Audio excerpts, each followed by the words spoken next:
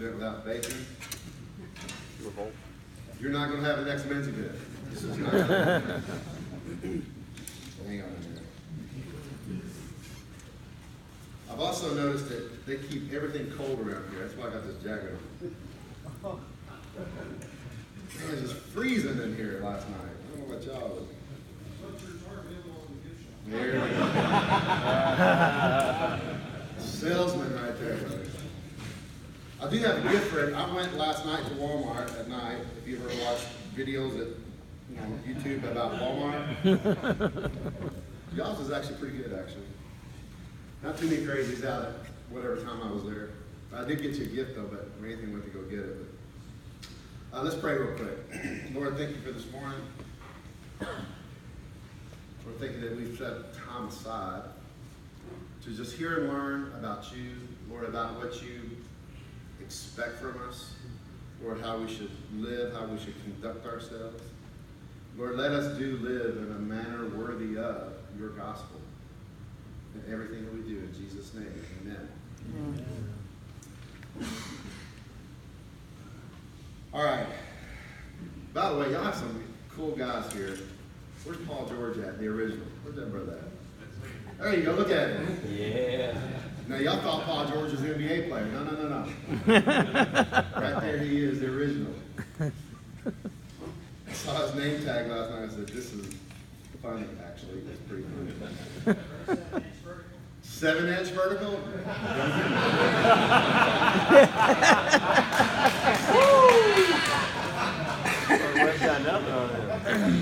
Champ, don't give him that much credit. Okay. Then Michael Kramer in the back there. I love Michael and I stayed up talking last night. He was for sure to tell me that it's Kramer with a C, not a K, like Seinfeld, which is one of my favorite all-time sitcoms. Don't judge me. Everybody's got their fault. You know, I talk to guys all the time. You know, of course, I talk to men all the time. I'll say sometimes the greatest advice I can give you comes from Seinfeld. The way that you live your life and, oh, you don't have a code. Well, I can't say the code out loud, but everybody knows how to get in my truck. Oh, gosh. I say, here's my advice to most guys that come to me with problems. Don't y'all listen to this code. I don't know if I get in my truck. 3, 1.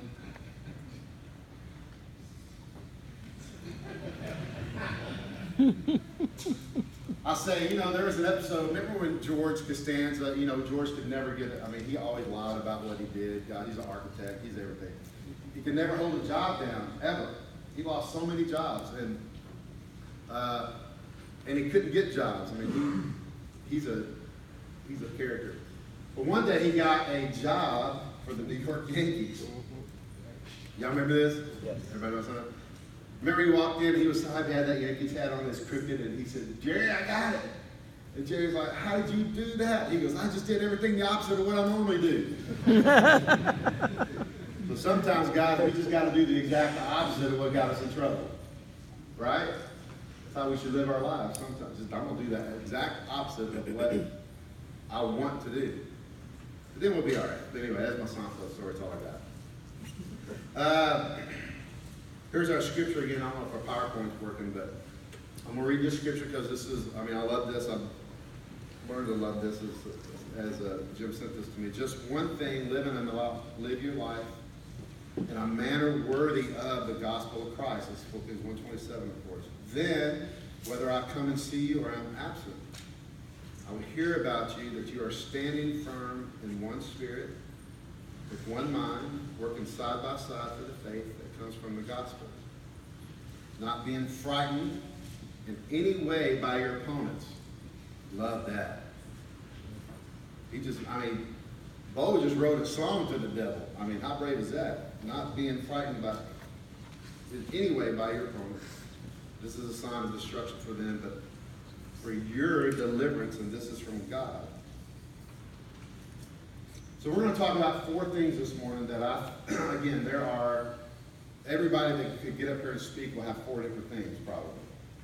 But 4 things that I think that we should consider to live a life that's worthy, in a manner worthy of the gospel. The first thing is loyalty. We don't talk about loyalty a whole lot. It's not a word that is used these days. Of course, unless you're a political guy. You got loyalty to your party, right? No matter what.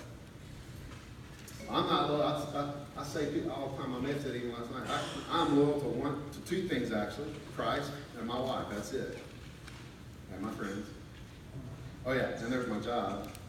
I'm a pretty loyal guy actually. Look at you. You know what? And you even got a basket with black. And by the way, I don't know what you're wearing there, that's awesome. It's a hodgepodge of I don't know what. Did you take them out already? And they're just in there? Yes, sir. Okay. All right.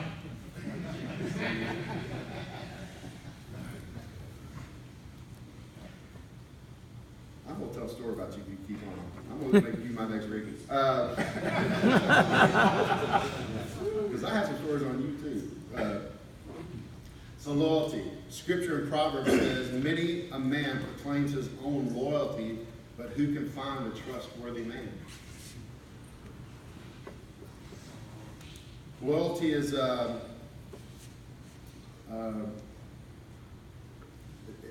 doesn't have much value these days. I mean, the divorce rate is high amongst the church, is just as high as it is in friendships. I said last night, and I'll say it several times, and a lot of guys don't have friends, they're not loyal, there's nobody to be loyal to. So we always will go to, we will defer to what we do best, which is usually work. I mean, the guys are usually good at work. But this is not anything new, obviously. We look at Peter, my favorite, one of my favorites in the Bible. I mean, he was not loyal to Christ. He denied Christ even after Christ told him he was going to deny him. Right? He said, you're going to deny me? And Peter said, of course, I'm not going to do that. And of course, he did do that. He's not loyal. He's didn't really listen. Of course, he's a knucklehead, just like all of us mostly. Our kids do the same thing, by the way. I remember Seth was young, my oldest, when he was a baby. Just talking about stubborn. Okay, I'm about to date myself, sorry, but we had a VCR. That's the thing that you used to put a tape in. Push play, and you had to rewind it. It wasn't chapters, it was a long time ago. Anyway, Seth was little. He put his hand in the VCR. Have anybody ever done this? You put your hand in, and guess what? Can't get it out. Because it's coming back in that little flat. So okay, don't do that again, Seth. He looks at it. He does it again after I get his hand out. Okay, Seth, don't do that. He's like 3 years old. Get his hand out. Does it again. Now, of course, you know what happens next. I spank the hand. Okay, don't smack the hand. Don't do that. I mean, this kid looked at me 8 times and did it 8 times. Stubborn. And I told him my wife laughed because she overheard this conversation that I was having with my 3-year-old. I said, oh, your dad is much stubborn than you. You can just keep on going. We'll be here all day. But we do that. We do that. Christ, the scripture tells us, it forewarns us and tells us what's going to happen if we do certain things, and yet we do them. To act as if we're not going to be, that I'm going to be the odd man out, and it's not going to happen to me. So I can do all these things, and of course, we get caught. Has any man ever got by with anything in here? I need to talk to you, see how you do this. That happens, because I've never gotten by with anything. Everything that I've ever done, I've gotten caught at. And I think that is God's way of being gracious to us. Because even with Peter denying him, Christ never, ever was disloyal to his disciples.